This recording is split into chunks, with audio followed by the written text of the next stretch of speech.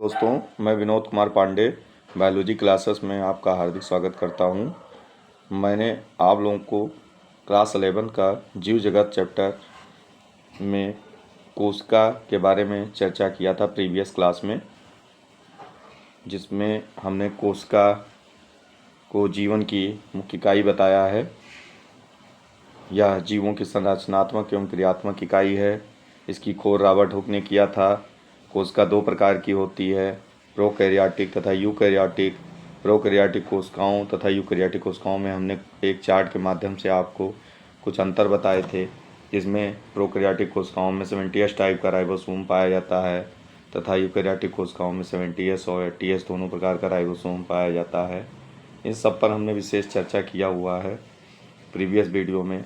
अब हम आगे बढ़ते हुए आपको कुछ नए टॉपिक को समझाते हैं, जैसे कि कुछ शब्दों की परिभाषाएं हैं जिनको हम अध्ययन करेंगे। पहला है संघ। हमने बात किया था वर्गीकी की, जिनमें सबसे पहले संघ आता है, जिसको हम फाइलम कहते हैं। संघ क्या है? ऐसे गण जो आपस में समानता रखते हैं, उन्हें एक संघ में रखा जाता है। उदाहरण, कशेरुकी एक ऐसा संघ है जिसमें उभयचर, मत्स्य और सरीसृप आते हैं। कशेरुकी मीन्स वर्टिब्रेट। दूसरा है वर्ग। वर्ग क्या होता है? जिसे हम क्लास कहते हैं। वर्ग समान गुण वाले गणों को एक ही वर्ग में रखा जाता है। मतलब जिसमें समान गुण होते हैं, जिनके करैक्टर सेम होते हैं, उनको एक क्लास में रखा जाता है। उदाहरण के तौर पर स्तनधारियों में शेर, बिल्ली आदि को बंदर व गौरिल्ला के साथ ही रखा जाता है। जैसे कि शेर और बिल्ली एक स्तनधारी जीव है, बंदर और गौरिल्ला भी स्तनधारी जीव है। दोनों में शारीरिक संरचनाओं में विभिन्नताएं हैं, पर उनके गुण समान हैं। इसी कारण उन्हें एक समान गुण होने के कारण एक ही वर्ग में रखा जाता है, जिसे हम वर्ग कहते हैं। कुल क्या है? जिसे हम इंग्लिश में फैमिली कहते हैं। कुल एक ऐसा समूह है जहाँ सभी समान गुणों वाले वंश को रखा जाता है। जैसे कि आलू, टमाटर व बैगन में कई गुण समान होते हैं, और इन्हीं समान गुणों के कारण, सिमिलरिटीज़ के कारण, इन्हें एक ही कुल सोलेनेसी में रखा जाता है। आलू का भी फैमिली जो है, कुल जो है सोलेनेसी है। टमाटर का भी कुल सोलेनेसी है और बैगन का भी कुल सोलेनेसी है। इनके कुछ गुणधर्म समान हैं जो एक दूसरे से मेल खाते हैं। इसी कारण इनको अलग अलग प्रजाति के होने के बावजूद भी इनको एक ही कुल में रखा गया है। आगे हम बात करते हैं गण की। गण क्या है? गण मीन्स ऑर्डर। ऐसे कुलों का समूह जिनमें कई गुण समान होते हैं। उदाहरण के तौर पर जैसे कि मांसभक्षी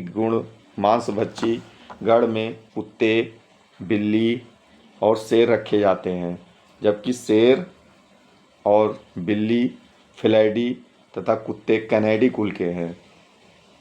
आप जानते हैं कि शेर जो है और बिल्ली और कुत्ते, ये सभी मांसभक्षी जीव हैं, मांस भक्षण करते हैं। और मांस भक्षण करने वाले जीवों को हम कार्निवोरस जीव कहते हैं, मांसाहारी जीव कहते हैं। ये एक दूसरे से अलग अलग हैं, पर इनके कुल भी अलग अलग हैं, पर इनके जो कुछ गुण हैं वो समान हैं। जैसे कि सभी मांसभक्षी होने के कारण इनको हम एक ही ग्रुप में रखते हैं। आगे हम बात करते हैं वंश की। वंश क्या है? वंश को हम जीनस कहते हैं। ऐसी जातियों का समूह जिनमें समान गुण हो तथा इसका वर्गीकरण में बहुत महत्व है। यूनाम पद्धति जिसे कैरोलस लिनियस ने दिया था, में बिना वंश के जाति का नाम नहीं दिया जा सकता है। हम जानते हैं द्विनाम पद्धति, जिसमें किसी भी जंतु का जो वैज्ञानिक नाम होता है उसमें दो नाम होते हैं, एक जेनरिक नेम और एक स्पेसिफिक नेम, जो हम प्रीवियस लेक्चर में चर्चा कर चुके हैं।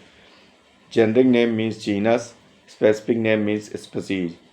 जेनरिक नेम रिप्रेजेंट करता है उस जंतु के वंश को तथा स्पेसिफिक नेम रिप्रेजेंट करता है उस वंश के जाति को। इस तरीके से इनके दो नाम होते हैं। और उदाहरण के लिए हम मानव का उदाहरण लेते हैं, जैसे कि मानव का वैज्ञानिक नाम होमो सेपियंस है। मानव का वंश होमो है तथा उसकी जो जाति है वो सेपियंस है। ये द्विनाम पद्धति का उदाहरण है। आगे हम चर्चा करते हैं हर्बेरियम। हर्बेरियम क्या है? हर्बेरियम पादप प्रदेशों का एक ऐसा संग्रह जिसमें पादपों को सुखाकर भली भांत दबाकर कागज़ की शीट पर अवलोकन योग्य रूप में परीक्षित करके व्यवस्थित क्रम में संरक्षित किया जाता है। यह हर्बेरियम कहलाता है। हर्बेरियम की शीट पर एक लेबल लगा दिया जाता है। इस लेबल पर पौधों को एकत्र करने की तिथि, पौधों का स्थानीय नाम, पौधों का वैज्ञानिक नाम आदि तथा पौधों का कुल, संग्रहकर्ता का नाम, स्थान का नाम जहाँ से पौधा लिया गया है, विशेष बिंदु, इनको चिन्हित करते हैं। तथा कुछ प्रमुख हर्बेरियम, हम बात करते हैं कुछ प्रमुख हर्बेरियम की। कुछ प्रमुख हर्बेरियम जैसे कि बॉटनिकल गार्डन, प्रसिद्ध botanical garden new England, Indian botanical garden Howrah India, Kolkata में है। इंडियन बॉटनिकल गार्डन कोलकाता में है, जो भारत का सबसे बड़ा वनस्पति केंद्र है। National botanical research institute Lucknow, यह भी उत्तर प्रदेश के लखनऊ में है। सभी महाविद्यालयों व विश्वविद्यालयों में भी हर्बेरियम स्थित होते हैं। हर्बेरियम की टेक्निक की हम बात करते हैं। हर्बेरियम एक तकनीक है जिसमें हम नमूनों को एकत्र करते हैं। नमूनों को एकत्र करने, कलेक्शन ऑफ स्पेसिमेन, विभिन्न ऋतुओं तथा विभिन्न क्षेत्रों से संपूर्ण पादप को विशेष रूप से पुष्प सहित एकत्र करना कलेक्शन ऑफ स्पेसिमेन कहलाता है। आगे पादपों को दबाना व सुखाना, pressing and drying of plant, अखबार के कागज़ों को फैलाकर और नियमित रूप से अखबार बदलकर पादपों को दबाकर रखना। आगे हर्बेरियम पादप का हर्बेरियम सीड पर आरोपण, mounting of plant specimen on herbarium seed, herbarium seed पर पादपों को टेप, गोंद या सुई धागों से आरोपित किया जाता है। हर्बेरियम की जो सीट होती है वो एक कागज़ होता है जिस पर हम पत्तियों को जो इकट्ठा करते हैं, जो स्पेसिमेन कलेक्शन जो लेते हैं, हम उन कलेक्शन को हम वहाँ पर नमूनों को उस पन्नों पर लगाया जाता है। विभिन्न प्रकार की पत्तियाँ, विभिन्न प्रकार के पादपों की पत्तियाँ तथा फ्लावर सहित उनको हम लगाते हैं। सुखाकर गोंद या सुई धागे से या टेप के माध्यम से हम उसको चिपका देते हैं।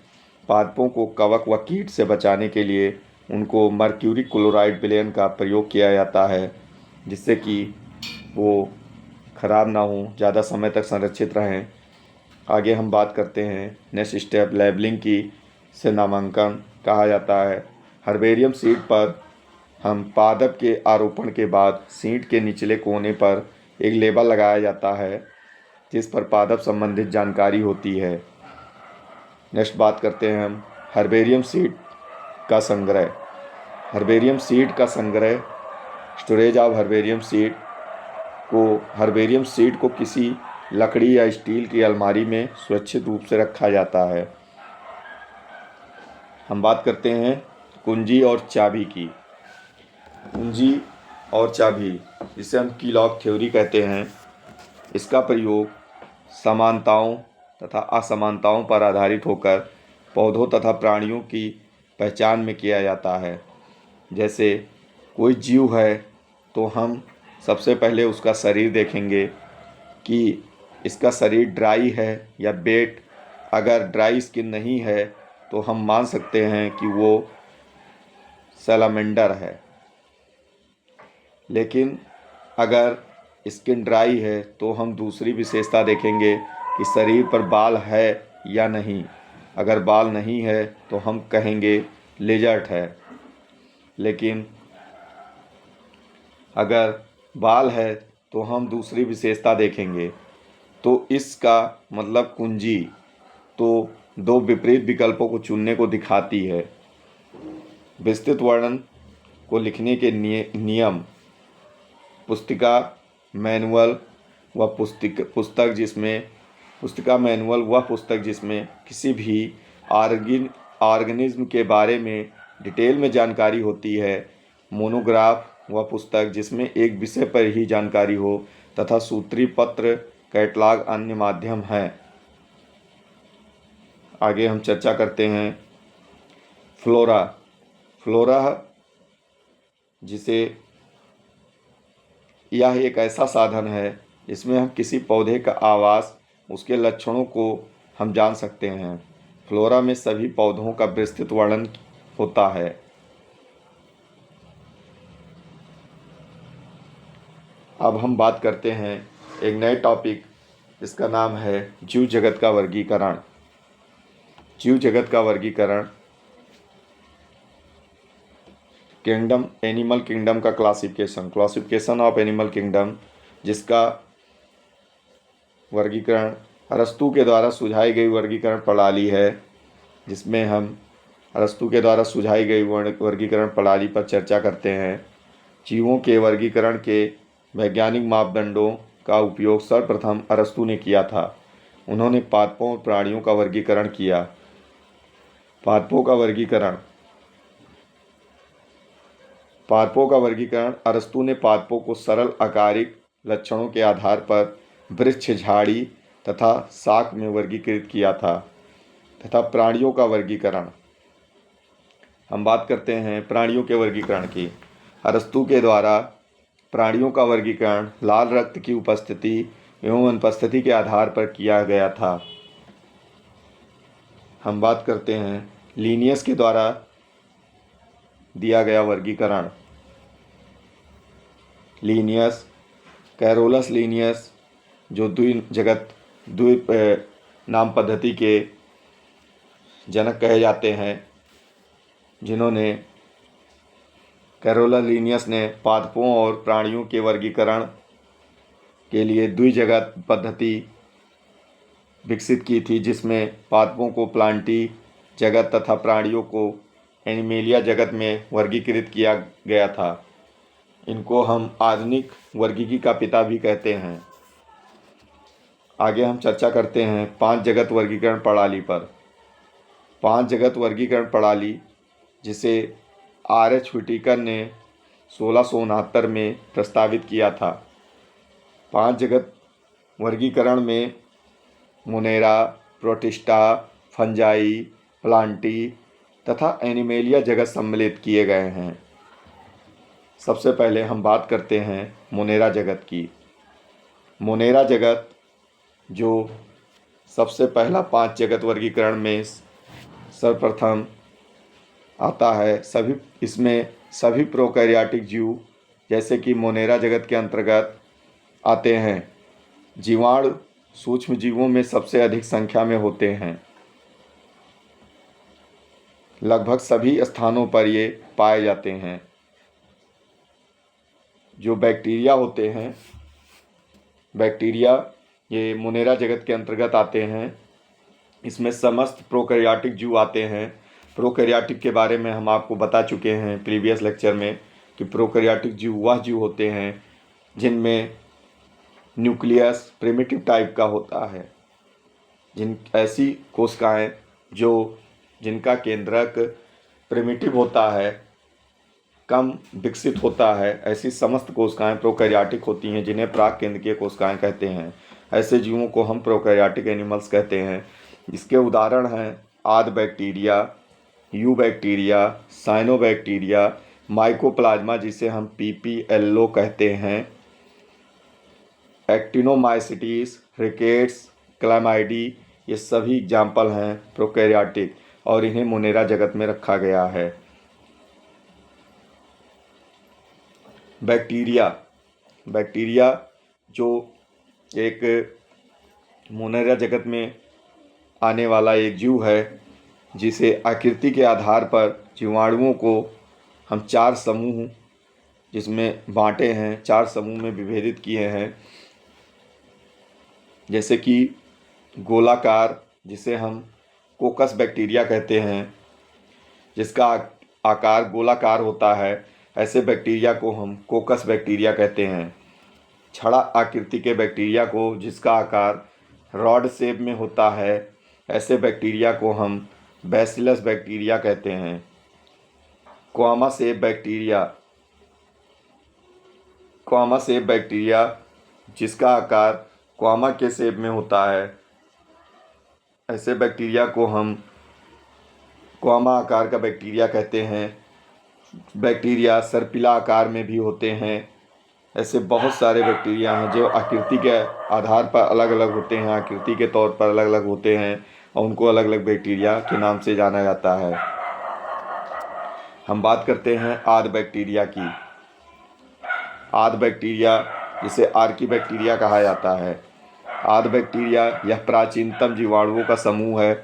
इनमें सबसे पुराने जीवित जीवाश्म इन्हें सबसे पुराना जीवित जीवाश्म माना जाता है। इसमें अविकल्पी अनाक्षी श्वसन पाया जाता है। इसमें अनाक्षी श्वसन होता है, एनारोबिक रेस्पिरेशन, जिसमें जो अनाक्षी श्वसन करते हैं। इसकी कोशिका भित्ति पेप्टाइडोग्लाइकॉन की बजाय जटिल पॉलीसेकेराइड की बनी होती है।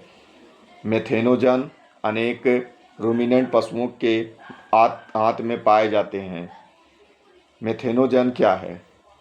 मेथेनोजन जो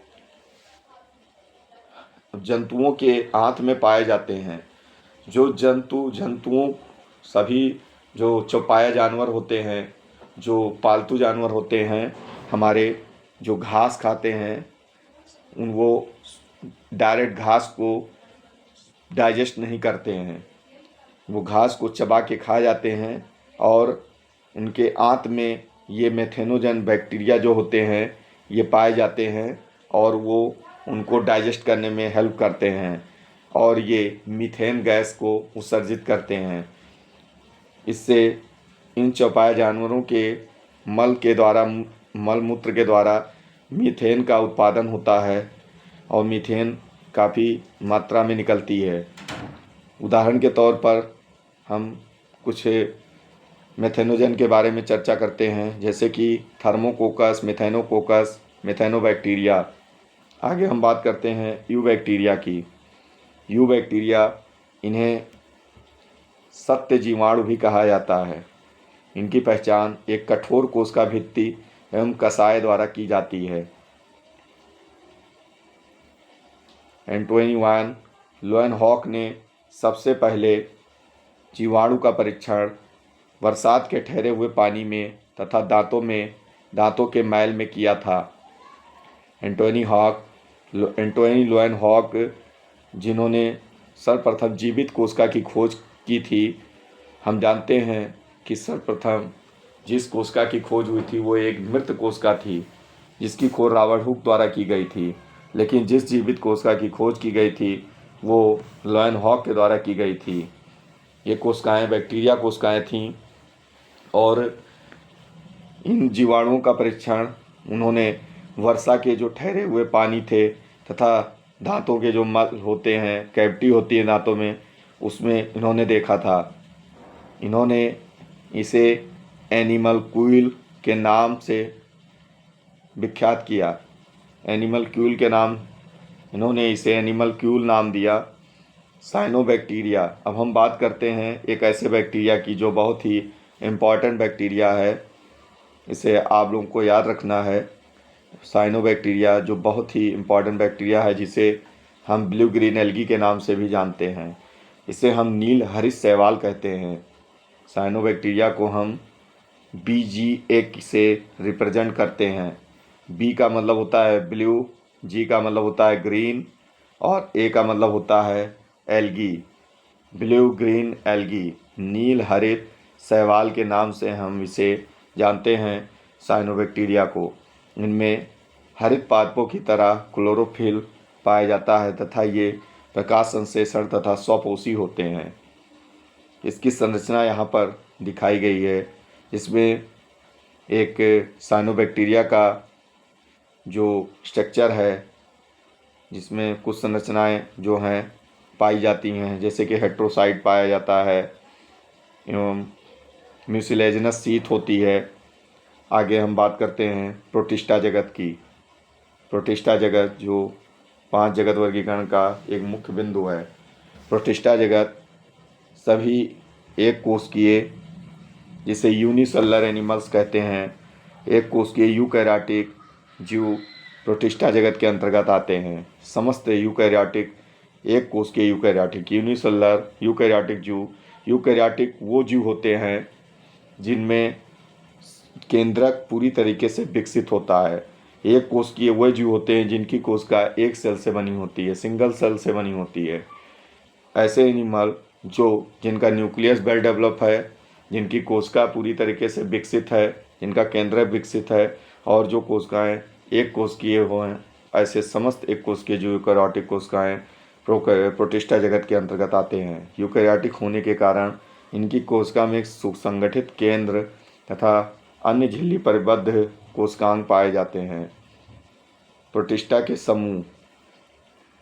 प्रोटिस्टा के कुछ समूह हैं, जैसे कि क्राइजोफाइट, हाइनोफ्लैजिलेट, यूग्लिमाइड, अपवंग कवक, प्रोटोजोआ। हम बात करते हैं सबसे पहले क्राइजोफाइट की। क्राइजोफाइट क्या है? क्राइजोफाइट इसे बेसिलियोफाइट भी कहते हैं। इस समूह के अंतर्गत डायटम एवं सुनहरे शैवाल डेस्मिड आते हैं। इन्हें समुद्र के मोती या आभूषण भी कहते हैं। इस समूह के सदस्य लवणीय एवं लवणीय दोनों प्रकार के जल में पाए जाते हैं। ये मुख्य समुद्र के उत्पादक हैं। आगे हम बात करते हैं डायनोफ्लैजिलेट की। डायनोफ्लैजिलेट, इस समूह के सदस्यों में 2 कशाभिकाएँ पाई जाती हैं, इसीलिए इन्हें हम डायनोफ्लैजिलेट कहते हैं। डायनो जिसका मतलब होता है डाई, डाई का मतलब 2, और फ्लैजिलेट शब्द का मतलब होता है फ्लैजिला। 2 फ्लैजिला मीन्स ऐसे जीव जिनमें 2 फ्लैजिलाएँ पाई जाती हों। फ्लैजिला जिसको हम हिंदी में कशाभिका कहते हैं। कशाभिका जो एक पुच्छ के आकार की संरचना होती है, जो कुछ जीवों में देखने को मिलती है, कुछ बैक्टीरिया में भी देखने को मिलती है। और इन कशाभिकाओं इन 2 कशाभिकाओं की संरचना के कारण इन्हें हम डाइफ्लैजिलेट कहते हैं, डायनोफ्लैजिलेट कहते हैं, जिसमें एक लंबवत तथा दूसरी अनप्रस्थ रूप से भित्ति कोशिकाओं के बीच खाँच में उपस्थित होती है। इसकी जो उपस्थिति होती है वो एक लंबवत तथा दूसरी अनप्रस्थ रूप से भित्ति पुटिकाओं के बीच एक खाँच में उपस्थित होती है। आगे हम चर्चा करते हैं यूग्लेनाइड की। यूग्लेनाइड, इनमें अधिकांश सदस्य स्वच्छ जल में पाए जाते हैं। इन जीवों में कोशिका भित्ति की जगह एक प्रोटीन युक्त पदार्थ की परत होती है, जिसे हम पेलाइकल कहते हैं।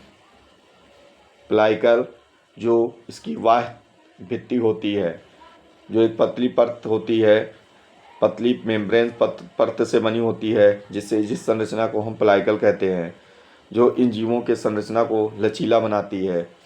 यूग्लिना इसका उदाहरण है। यूग्लिना जिसे हम व्हीप शेप स्ट्रक्चर होने के कारण यूग्लिना की बॉडी जो होती है चाबुक के आकार की होती है, और यह पानी के सभी स्वच्छ पानी में पाए जाते हैं। आगे हम चर्चा करते हैं आपवंक कवक पर। आपवंक कवक, हाँ, एक चीज़ हमको बताना था यूग्लिना के बारे में। यूग्लिना जो है ये जंतु जो है ये प्रोटोजोआ संघ का एक जंतु है। ये जंतु और वनस्पति के बीच का कनेक्टिंग लिंक है, क्योंकि यूग्लिना का जो शरीर होता है, यूग्लिना के शरीर में यूग्लिना जो है एक एनिमल होने के बावजूद भी प्रकाश संश्लेषण करता है, जो स्वपोषी और परपोषी दोनों प्रकार का भोजन करता है। स्वपोषी और परपोषी, स्वपोषी आप जानते हैं वह जीव जंतु जो अपना भोजन स्वयं बना सकते हों, जो स्वयं भोजन निर्माण करते हों, स्वयं अपना पोषण करते हों, जैसे कि पेड़ पौधे, हरी वनस्पतियाँ। इनमें आप जानते हैं कि समस्त वनस्पतियाँ, समस्त पादप जगत, जिनमें उनके प्रकाश संश्लेषण की प्रक्रिया के द्वारा भोजन का निर्माण होता है। ये प्रकाश संश्लेषण की प्रक्रिया पौधे के हरे भाग में क्लोरोफिल की उपस्थिति के द्वारा होती है। ऐसे जीव जंतु जो भोजन के लिए दूसरे जीवों पर डिपेंड होते हैं उन्हें परपोषी कहते हैं। पर यूग्लिना एक ऐसा जंतु है जो पौधों की तरह स्वपोषी भी होता है और परपोषी नेचर का भी होता है। यह स्वयं भी अपना भोजन निर्माण कर सकता है। इसमें भोजन निर्माण के लिए एक विशेष अंग होता है, एक विशेष ऑर्गेन होता है, और जिसे हम क्रोमेटोफोर कहते हैं, जिसमें ये प्रकाश संश्लेषी अंग होने के कारण ये प्रकाश की उपस्थिति में ऑटोट्रॉफिक न्यूट्रिशन करते हैं, स्वपोषी पोषण करते हैं। और ये जीव जो जंतु और वनस्पति के बीच एक संयोजक कड़ी है का कार्य करता है। अब हम बात करते हैं आपवंक कवक की। ये सजीव अपनी कायिक प्रवस्था के समय श्रेणीय समूह के रूप में उत्पन्न होते हैं, तथा इन्हें आपवंक कवक कहते हैं। आगे हम चर्चा करते हैं प्रोटोजोआ की। प्रोटोजोआ, जिसे हम नाम से ही स्पष्ट है, प्रोटोजोआ। प्रोटो का मतलब होता है प्रिमिटिव, मतलब प्राथमिक, और जुआ का मतलब होता है एनिमल। जुआ जो है जिसका मतलब होता है एनिमल, मतलब ऐसा जीव जो प्रारंभिक है, ऐसा जंतु जो प्रारंभिक है। इसे जंतु को हम संघ प्रोटोजोआ में रखते हैं। सभी प्रोटोजोआ परपोषी होते हैं, जो परभक्षी अथवा परजीवी के रूप में रहते हैं। ये प्राणियों के पुरातन संबंधी हैं। इन्हें 4 समूह में बांटा गया है। आगे हम इनके समूह पर चर्चा करते हैं, पर आज के लिए लेक्चर में हम यहीं पर इस वीडियो को समाप्त करते हैं। आगे हम नेक्स्ट लेक्चर में, लेक्चर नंबर 5 में आपको प्रोटोजोआ के जो समूह हैं उनके बारे में हम विशेष रूप से चर्चा करेंगे। धन्यवाद।